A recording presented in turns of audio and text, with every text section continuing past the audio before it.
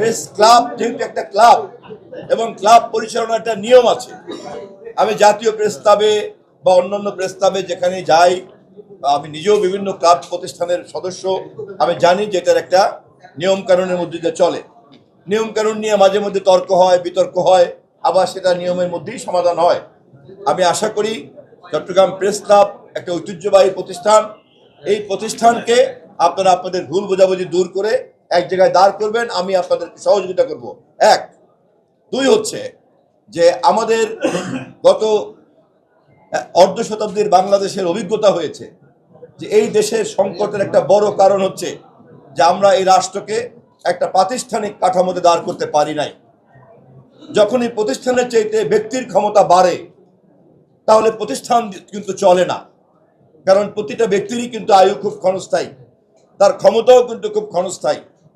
সে ক্ষমতা যত বড়ই কেউ দেখানোর চেষ্টা করুক না কেন, সেই ক্ষমতা যে কোনো কাজে লাগে না।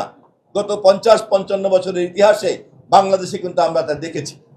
জনপ্রিয়তাও কিন্তু অনেক বেশি ভাসমান একটা জিনিস, আজ যা তুঙ্গে কাল তা নাও থাকতে পারে।